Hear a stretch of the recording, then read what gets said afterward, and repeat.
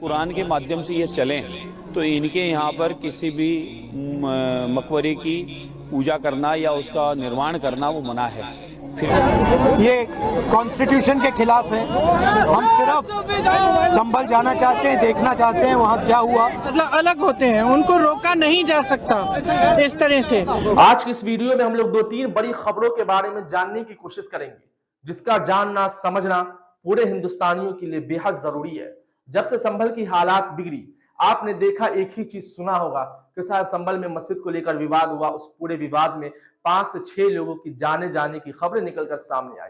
ये तो आम हो चुका। जब से ये माहौल बिगड़ा तब से आप लोग ये सुनते हुए आ रहे हैं। मगर मैं आपको बता दूं कि अब पाकिस्तान भी इस पूरे मामले में इंटरी कर चुका है। क्यों कर चुका है? कि साहब खबरों के मुताबिक ये बात बताई जा रही है कि संभल में जो मामला बिगड़े, संभल में जो गोलियां चली, वो गोलियां पाकिस्तान से भी हैं। पाकिस्तान से भी कारतूस जो बरामद हुए 5-6 बताए जा रहे हैं खबरों के मुताबिक। हालांकि मैं इस वीडियो में पूरी तरीके से इस बात की पुष्टि नहीं करूंगा, इस पर पूरी तरीके से आप लोगों के सामने खुलासा बयान नहीं करूंगा।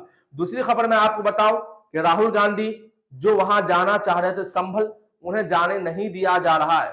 क्या कुछ हो रहा है मैं वो भी बताऊंगा आप लोगों को। आप लोग जानते हैं राजस्थान के एक एमएलए है बीजेपी के, जिसका नाम बालमुकुंद आचार्य है। उसने क्या कुछ जहर उगलने का काम किया मुसलमानों के खिलाफ। आज जो मस्जिदों के नीचे मंदिर खोजने का जो प्रयास किया जा रहा है, दरगाहों के नीचे मंदिर खोजने का जो प्रयास किया जा रहा है, उस पूरे मुद्दे पर क्या कुछ कहा वो भी आप लोगों के साथ पूरी डिटेल्स में बात को शेयर करेंगे, जिसका समझना सुनना बेहद जरूरी है तमाम हिंदुस्तानियों के लिए। सबसे पहले मैं आपको बता दूं कि राहुल गांधी को जिस तरीके से नहीं जाने दिया जा रहा है, वो लोग आप उसके पीछे का पूरा मामला क्या सच्चाई वो आप लोग बखूबी जानते होंगे। सीधे तौर पर मैं आप लोगों को वीडियो दिखाऊं कि किस तरीके से राहुल गांधी ने कहा कम से कम मुझे अकेला जाने दिया जाए, यहाँ पर संविधान का अत्याचार नहीं बर्दाश्त किया जाएगा। आप देखें इस वीडियो को।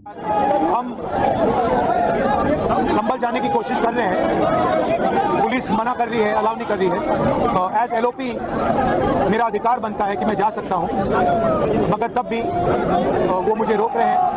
मैंने कहा है कि मैं अकेला जाने को तैयार हूं, पुलिस के साथ जाने को तैयार हूं, मगर उन्होंने वो भी बात एक्सेप्ट नहीं की और अब कह रहे हैं कि कुछ दिनों में अगर हम वापस आएंगे तो फिर वो हमें जाने देंगे।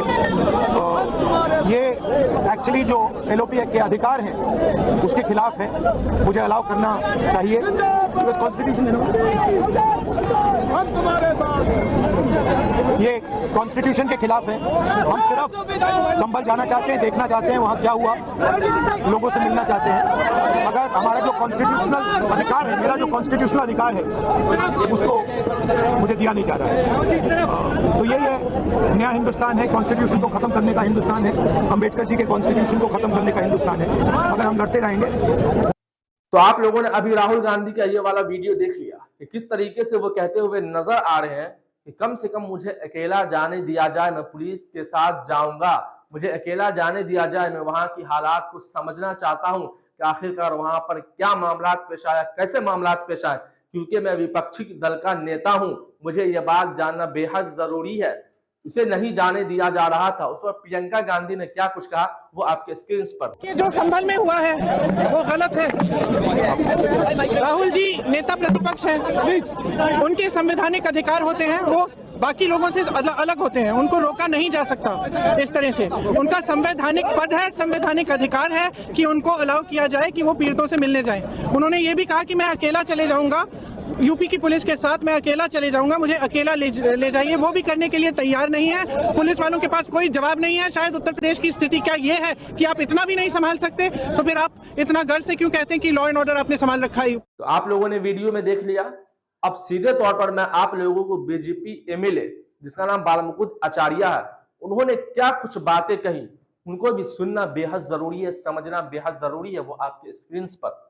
लगातार मुगलों का यहाँ आतंक रहा, यमनों का रहा, और उस संपूर्ण उनके आतंक में जो यहाँ पर लूटने कसोटने के लिए देश को आए, उन्होंने जहाँ जहाँ देश के जिस कोने में गए उन्होंने एक ही काम किया कि जहाँ भी सनातनियों के धर्म स्थल है उसको खंडित किया जावे, मूर्तियों को खंडित किया जावे, मूर्ति और मंदिरों को खंडित करके वहीं पर फिर मकबरे मीनारें बनाई जाए, वहीं मकबरे चुने जाएं।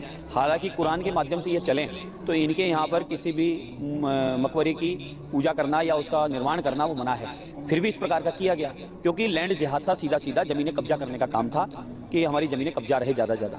पूरे भारतवर्ष में प्राचीन जितने भी धर्म स्थल थे, अध्यात्म केंद्र थे, मठ मंदिर आश्रम थे, उन सबको मिटाने का काम इन मुगलों ने किया। अब मुगल जा चुके हैं तो मुगलों का, अंग्रेजों का भी अब अस्तित्व यहाँ रहना नहीं चाहिए।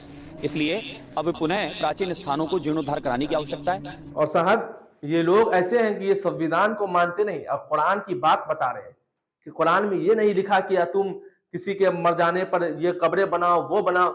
ये इस तरीके की बात कर रहे हैं, ये समझाने की कोशिश कर रहे हैं। संविधान को मानते नहीं है। जो कुरान कह रहा, इनके पक्ष में कह रहा कुरान, तो वो बात सही है। मगर हमारे पक्ष में कुरान जो बात कह दे, जो इस्लाम के लिए जो बात कुरान कह दे, वो गलत हो जाएंगे साहब। लेकिन इन लोगों के पक्ष में अगर कुरान कहीं पे सही बोल रहा तो वो लोग पकड़ने का काम करेंगे। ये दोगलापन कहते हैं साहब इसको। आप इस पूरे मामले को, इस पूरे वीडियो को किस एंगल से देखते हैं, आप अपनी राय जरूर हमें कमेंट बॉक्स में दीजिएगा और इस वीडियो को ज्यादा से ज्यादा लोगों तक जरूर शेयर करने की कोशिश कीजिएगा। फिर मिलते हैं एक नई वीडियो में, नए अंदाज के साथ, नए खबर के साथ। जब तक के लिए वस्सलाम।